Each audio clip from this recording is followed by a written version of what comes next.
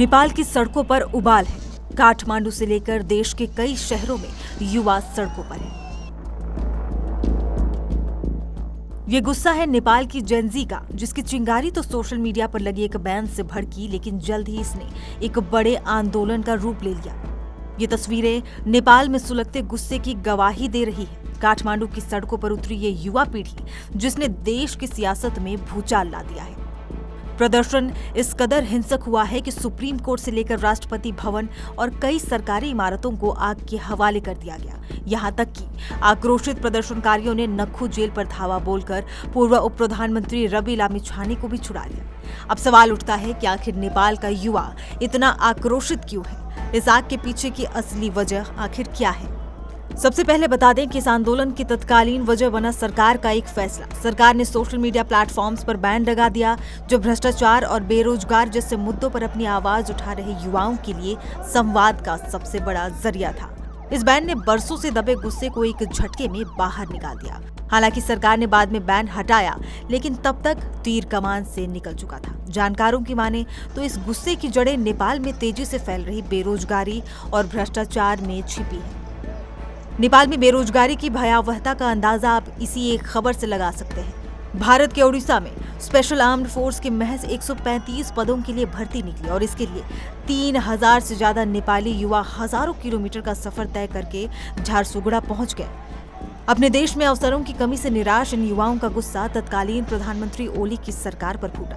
इस पूरे आंदोलन के बीच एक चेहरा युवाओं का प्रतीक बनकर उभरा।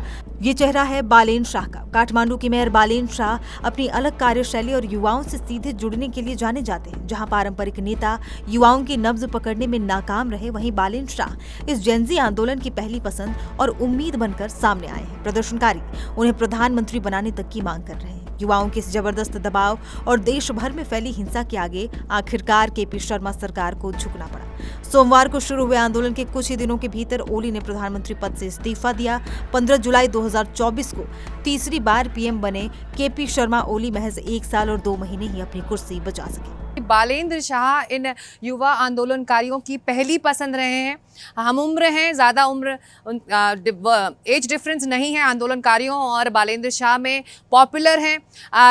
इन यंगस्टर्स की भाषा में वो बात करते हैं, इसीलिए एक दूसरे से जुड़े ये महसूस भी करते हैं। उनकी भाषा में वो जवाब देते हैं, उनसे मिलते हैं। सोशल मीडिया में बहुत पॉपुलर हैं। उन्होंने अपना जो मेयर का कैंपेन है वो सोशल मीडिया में काफ़ी एक्टिवली उन्होंने चलाया था और जीत हासिल की थी। तो पहली पसंद हर किसी की ज़ुबान पर बालेंद्र शाह का नाम है, लेकिन इस वक्त मुझे लग रहा है ज़रूरी है कि एक जो कहें कि एक्सपीरियंस्ड प्रोमिनेंट सिटीज़न आगे आकर इस अंतरिम सरकार को चलाए। मुझे लगता है इससे आगे की योजना ये होगी कि जब चुनावों में अंतरिम सरकार लेकर जाएगी नए डेमोक्रेटिक गवर्नमेंट के लिए, तो तब बालेंद्र शाह पसंद हो सकते हैं इन यंगस्टर्स के लिए और इन आंदोलनकारियों के लिए। ओली का इस्तीफा इस आंदोलन की एक बड़ी जीत जरूर है, लेकिन नेपाल आज एक अहम चौराहे पर खड़ा है। सवाल वही है, क्या सत्ता बदलने से व्यवस्था बदल जाएगी? क्या सोशल मीडिया से शुरू हुआ ये संग्राम नेपाल की नई पीढ़ी को वो भविष्य दे पाएगा जिसके लिए उन्होंने सड़कों पर ये लड़ाई छेड़ी है?